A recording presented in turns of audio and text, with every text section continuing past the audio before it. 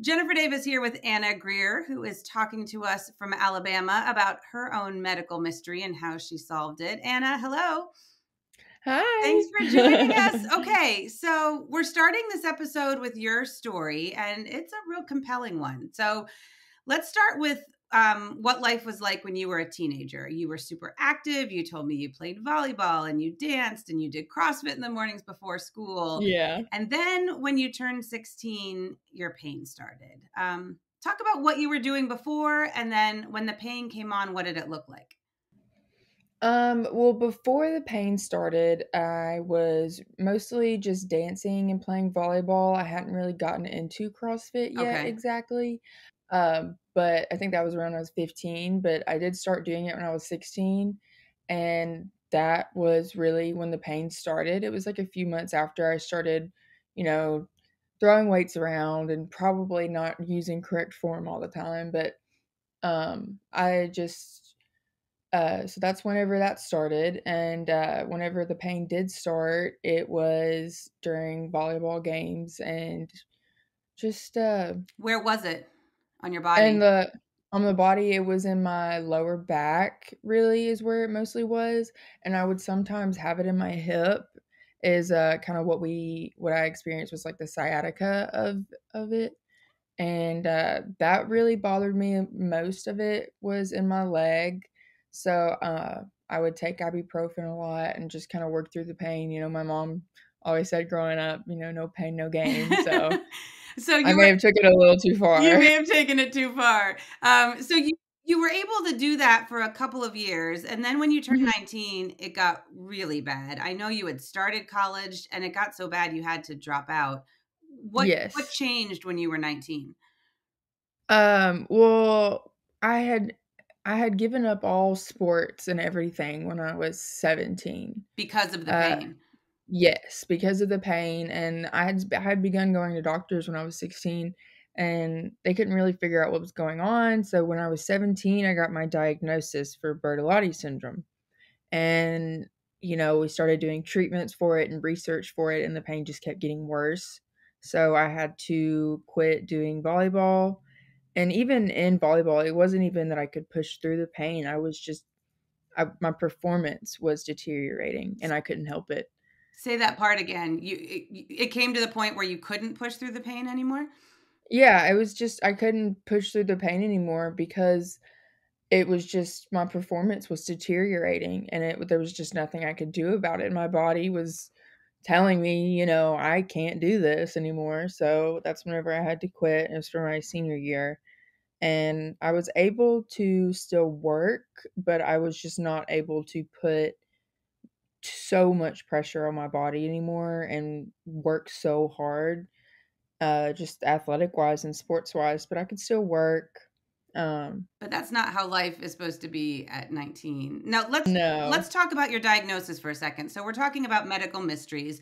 In your case, Bertolotti syndrome, it's somewhat rare overall, although a lot of doctors think it should be better understood and recognizable than it is, because it is a pretty common cause of back pain in young people.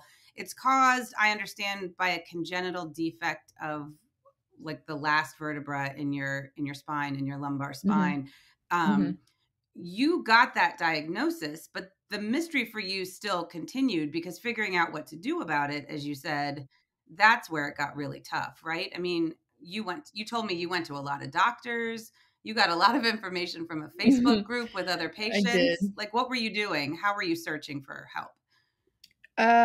Well, Google every single day, not every day, but very, very often, and, and I found that Facebook group too, and there is a woman, the administrator of that Facebook group, her name is Timmy, or Tammy, I can't really remember which one, but she is the one that compiled the list of Bertolotti's knowledgeable doctors, because a lot of people in that group were complaining about, you know, I can't get a diagnosis, my doctor doesn't know what this is, he won't help me, and it was like the same things that I was experiencing, was finding doctors that had no idea what you were talking about. That's what you said. You told me you went to multiple states. You're in Mhm. Alabama, you went to Tennessee, you went to, all over, and what, they were just telling you we don't know what it is? Or you said in some cases they said there's nothing we can do about it?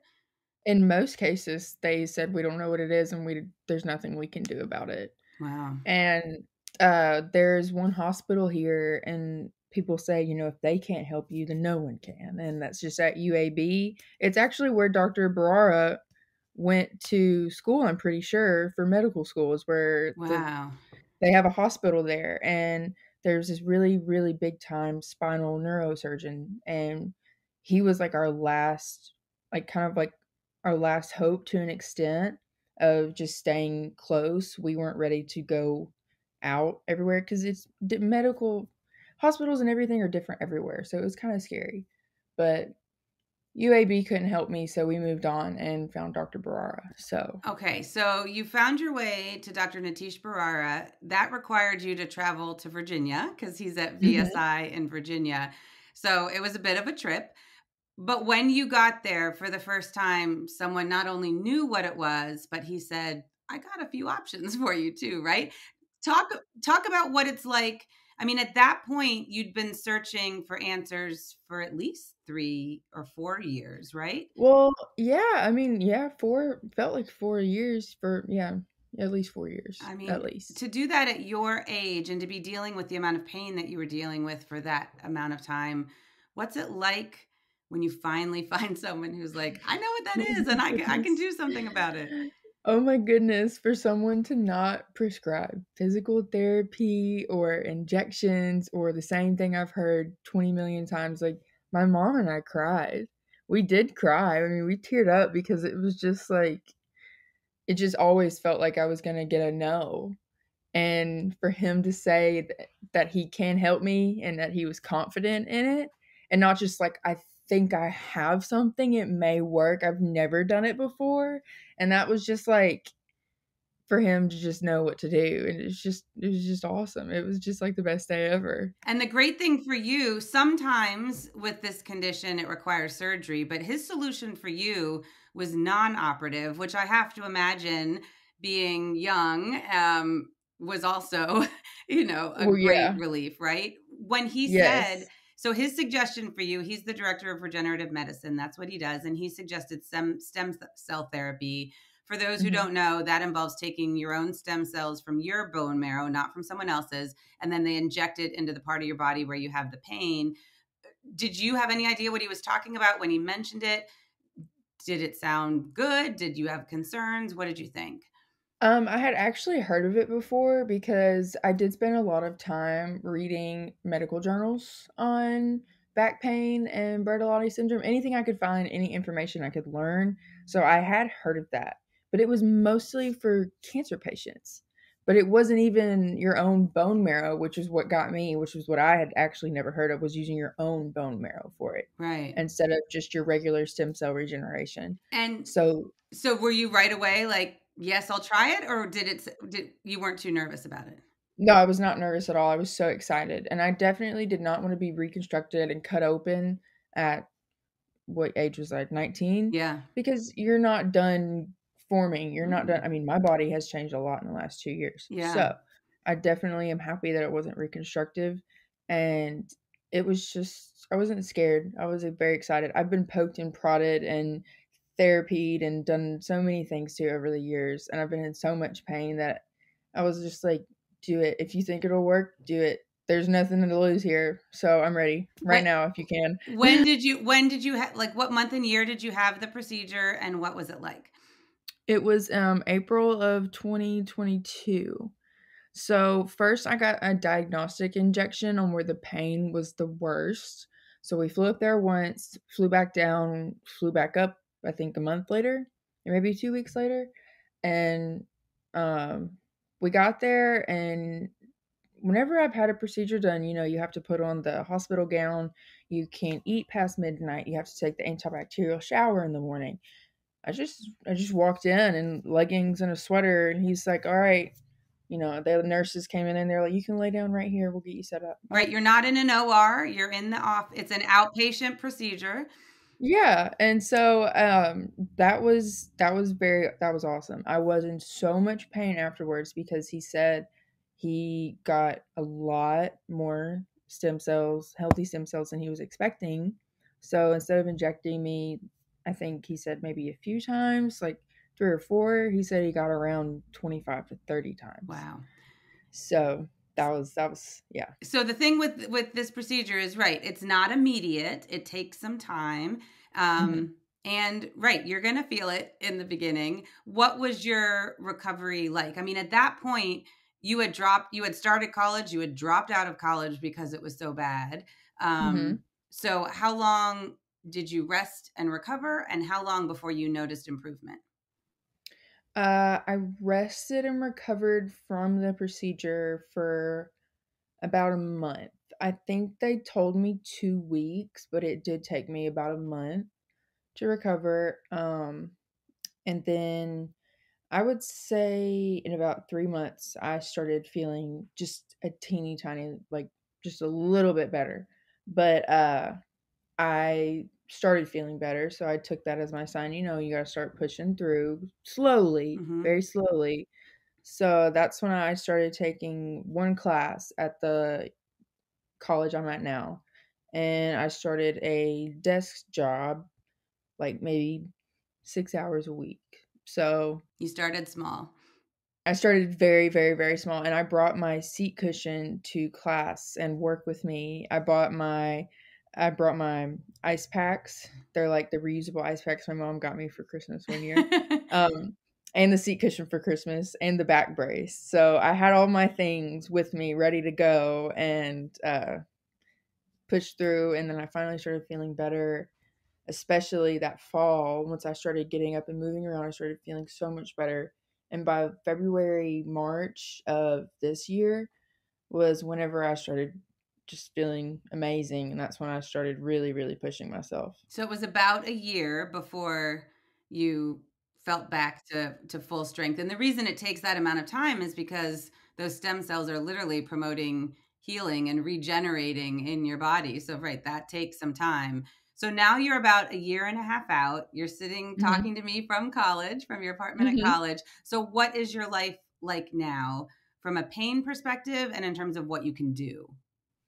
From a pain perspective, it is almost like not even on my mind. Wow. And that's something that hasn't happened in years. And really the only times it is on my mind is whenever, maybe I'll bend down and it'll remind me that, you still have to be careful. So, uh, in those terms, I'm doing amazing. I'm doing really, really good. So you're back to full-time Mhm. student life. You have a job that keeps you on your feet now, right? Are Mhm. you exercising too? What kind of things Mhm. can you do now? I think this is the busiest I've been since I was 16, but I uh I go to work, I'm on my feet, I work maybe at the restaurant 20 to 25 hours a week. Uh Then I have started working out. It's been like maybe 3 months. It's been 3 months since I started doing that. Slowly getting into it, figuring out what kind of classes I can do, what kind of movements I can do. And basically I just can't really bend, my upper body is what I just bend with the knees. Yep. That's like I said, bend with the knees. That's very true. Bending with your knees is very true. So I don't do all of that. But on my daily life, I am extremely busy. I go to school, I go to work. I also house sit too, which doesn't do much for my back, but I mean, it's just another thing that takes up my time. You're Um, not lying on the couch anymore having to rest like you did no. for so long. So, I mean, look, the arc of your story is amazing. It was also long. I mean, this was 5 years for you from when the pain started to solving your medical mystery, getting the treatment, having it working. And what I love about your story is you have really good advice for other people if they're facing this as well. So, just overall, what do you suggest to people if they're struggling to get a diagnosis or struggling to find treatment options? What do you think helped lead to your success? Definitely a support system is very important, and doing your research. Doing your research and understanding what is actually going on with your body And and it's hard at first. It is so hard. I mean, one of the reasons why I couldn't focus on school was because I was reading so many different like published medical journals. I know. I like that you went right to the source of scientific research. I think that helped you No, understand your yeah. options when doctors brought them up to you, right? Or didn't bring them up to you. Yeah, yeah, and even when, I would go to a chiropractor or a physical therapist or massage therapist, and anything that you're gonna do, you need to understand just what you can do and what you can't do. And that was the hardest part. And just to always, know what to tell doctors. That's just all it is. Just understand what kind of doctors you're gonna look for.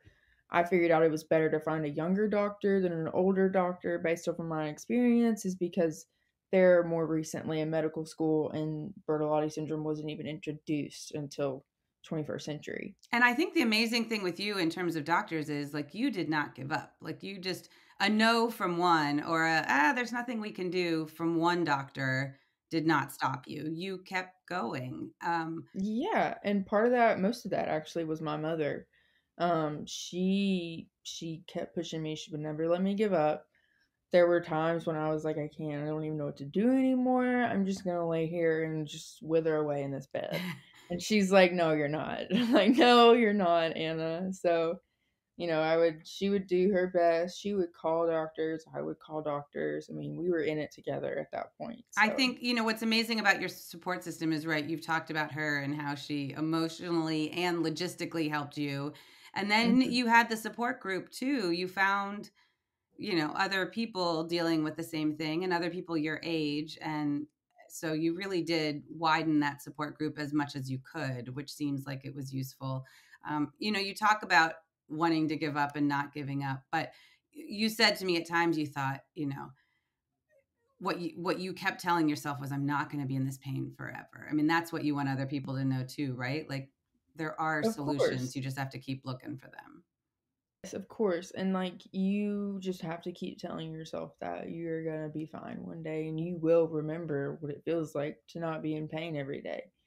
And I still have people ask me, they're like, what was it like? Like how did you even do that? And I was like, I didn't do that. I did not live in pain, but I got out of it and here I am. So just had to just wish I would have known more that it was gonna end one day. I was going to say, when you're in the middle of the medical mystery, Mhm. right, the lack of certainty has to be scary. But to be on the other side now, to have solved your mystery, to know what it is, I know. Do you have moments where you're amazed at how far you come, or do you Oh, know all how the hard you time. fought for it and you're just proud of yourself? Just every day I'm still, I'm still not over the hump completely. I'm still working on my life, and I feel like I'll never be over the hump. Maybe I'm 21. That's what you always think. You never get over the No, hump. You'll you're never still figure things out. young. Yeah. I know, You I know, have a I very know. long So journey ahead of you. Yeah. so yeah, I'm just extremely happy and very thankful for what I went through to an extent. I wish it would have never happened to me, but you can't live like that. You got to learn from the experiences that have happened. So that is what I have done I know. with I that. hate I hate that it happened to you, and I think it's wonderful how you're speaking up and talking about it to help other people, and maybe it won't take them 5 years to solve their mystery. Maybe it could take less because they listen to your story. So I think that's really amazing Yeah. too. And nowadays, there are doctors all over the place. I mean, the doctor that diagnosed me, I was his first one that he found out about, and now he's got patients left and right. Oh, well, they have it. They have it. They have it. I mean, I talked to him so much. I have his phone number. He'll text me. Got another one That's the today. doctor in your hometown? Oh, Yeah. that's And great. So so everyone's yeah, learning. everyone's learning, and it's so much more well known now, and it makes me more hopeful for the future, for so people don't like to have to go through all this either. Oh, well, So, Anna, thank you so much for sharing your story, and I'm so happy you're doing well now. Now we're turning to Dr. Niteesh Bharara, Director of Regenerative Medicine at BSI. Dr. Bharara, I know you see a lot of Bertolotti's patients. You are an orthopedic and non-surgical sports medicine doctor, and you're kind of a medical mystery detective of sorts too, because a lot of patients like Anna come to you when nobody else can figure out what's wrong or what to do about it. Why are you passionate about helping patients solve those mysteries? Yeah, it's very true. I actually see a tremendous amount of patients that come to me that one have had multiple other treatments before and nothing worked, or nobody can really find or figure out the diagnosis and they've been suffering for years. And so they really need to figure out the diagnosis. I also have patients that come to me with a diagnosis and they're not getting better. And usually that means that the diagnosis is wrong. And so before you can actually treat a patient, the number one thing that you have to do is you have to confirm or make the diagnosis. Without the correct diagnosis, no treatment works. And one of the challenges in Bertolotti syndrome is it's a very challenging treatment, a very challenging diagnosis to make. When you see these patients, most people don't look at the Bartolotti's joint. Most people don't look at the SI joint. Most don't look at the disc. And so the symptoms that a patient has, can mean that it's coming from multiple different locations. But you have to be a detective. You have to start figuring out where the pain is actually coming from. And there's lots of different ways to really figure that out. That can come from diagnostic injections. That can come from a really good physical examination, or that can come from just talking to the patient and giving them the adequate amount of time to tell us what exactly the problem is. All right, I want to dig into that because you were not the first patient or the first doctor that Anna came to. She went to many, many doctors who she says didn't listen, didn't believe her. Um, Empathizing and listening seems like a very important part of the mystery solving process. Why and how do you do that? I mean, I know you're a dad. Does it get a little personal there when you watch a parent and a child come in and the child's in pain and they haven't been believed? I don't know. Oh yeah. How do you prioritize empathizing and listening, and how do you do it? Yeah, I mean, I'm a dad of three little girls. It's difficult to see, a mom and a child come in and the child tell you she's miserable. She's been miserable for years. She's not able to go to college. She's not able to do the things that she enjoys doing. She's getting depressed. She's not hanging out with her friends. It's really, really, really sad to see. It's also really sad to see that nobody believes her, right? It's very easy to look at an image and say, you're not supposed to be having pain. Go find somebody else, right? It takes somebody to actually listen to her to figure out what's going on, because usually when somebody's having pain for that long, usually there's a reason for it, and we have to figure out what exactly is causing that pain. In in the medical world, this is really sad to say, but patients don't get enough time with their doctors. They just don't. And it takes time to figure out what's going on with the patient. We can't spend 2 minutes with the patient and say, this is where your problem is. It would be great for that to be the case. And I want that to be the case when I see a patient, but that's not what happens. When you spend time with the patient and understand what's going on, what their history was, what they did in the past, where their limitations are, you can more adequately treat the patient. And I think that's one of the biggest issues that happened in this case. She got 2 minutes with each doctor. They didn't want to think about a more difficult case. They wanted to treat the easy cases, and that's fine. But that leaves patients like her not being able to get the adequate treatment that she needed, and not somebody like that has to suffer that many years before they're able to get some sort of reprieve from their pain. Is there something about regenerative medicine that as a specialty that works well when you're trying to solve medical mysteries? Is it because you're looking for the trigger of the pain point? Is it because you're not thinking about things surgically and that makes you look at patients in a different way? I mean, do you think there's something that you have as a regenerative medicine specialist that also helps you Yeah. figure things out for people? Well, I think it goes beyond regenerative medicine. I think the number one thing when it comes to any musculoskeletal medicine is that we need to understand what we're doing and what we're treating. If we're not treating the right problem, we're never going to get somebody better. In the regenerative medicine world, I think it takes it even to a more important level. With regenerative medicine, if we're treating a tendon and the problem is the joint, you're not going to make the patient better. And with regenerative medicine, it's not something that you get better right away. It's not something you feel better in 2 days after the procedure. This takes two, It maybe took three her a months. year. Yeah. Yeah. Yeah. Before you even start noticing anything, you're going to notice it's 2 to 3 months. And it can take all the way a year to 2 years to see the maximum benefit of the procedure.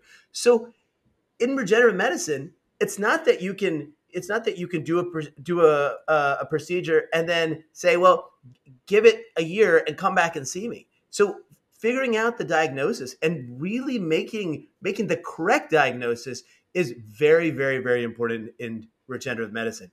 In traditional medicine, we're just treating the symptoms. So we're injecting a joint, and yeah, they don't get better in 2 days. Well, we'll inject another joint. It's a very, very different goal than what we're doing with regenerative medicine. So with regenerative medicine, it's the most important thing we do is create the correct diagnosis. But this should be something that we do in all cases, not just regenerative medicine.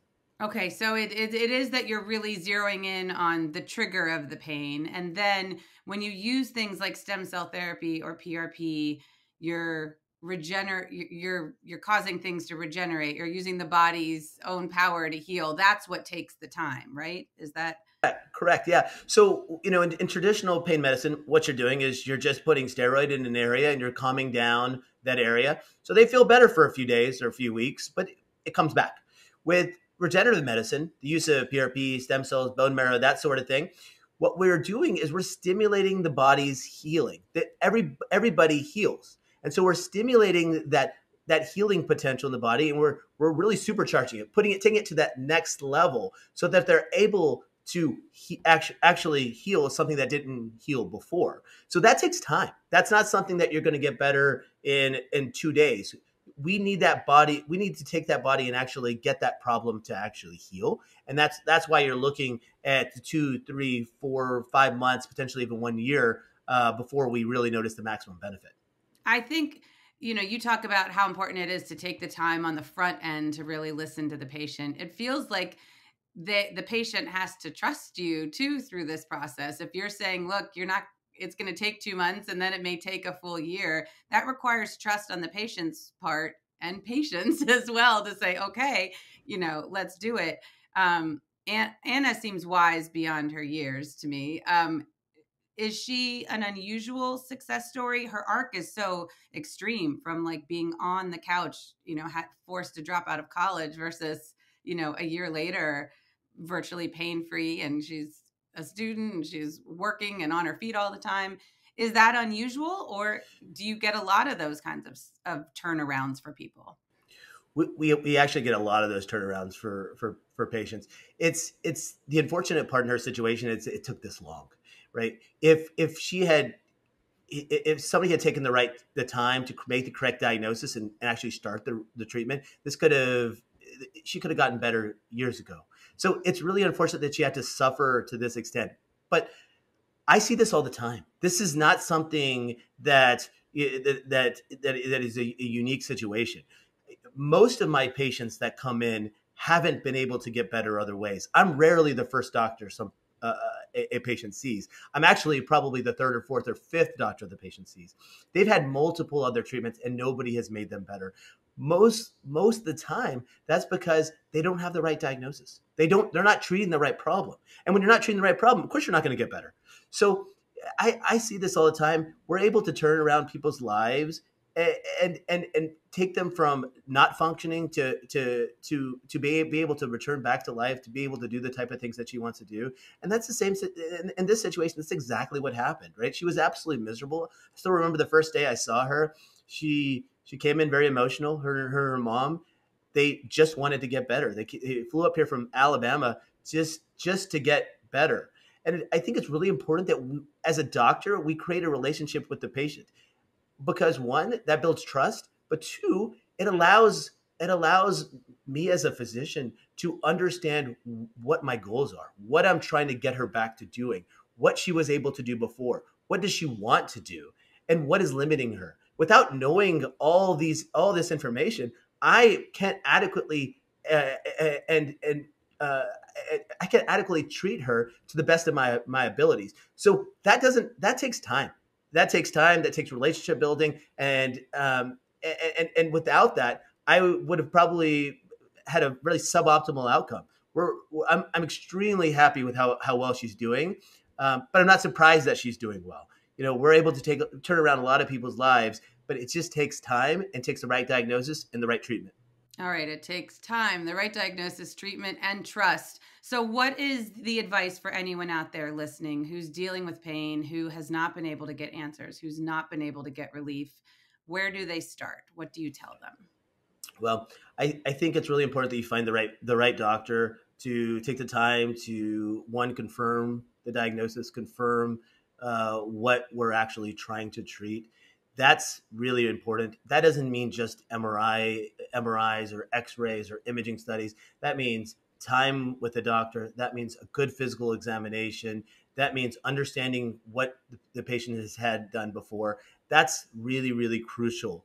When patients come and see me, the most important thing I do is I look through everything. I figure out everything that they've had in the past, but I also forget a lot of what they've had in the past and say, well, let's take it back to square one. Let's see what is actually going on to make sure that I have the right diagnosis, because I don't want to go ahead and treat somebody unless I know that I'm treating the right problem. So the best advice I could give a patient that's suffering is to make sure that they're seeing a doctor that's giving them the right amount of time, that's really trying to figure out what's going on with them before they're jumping into a sort of treatment that may not work.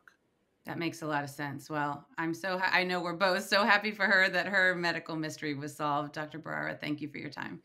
Absolutely. Thank you.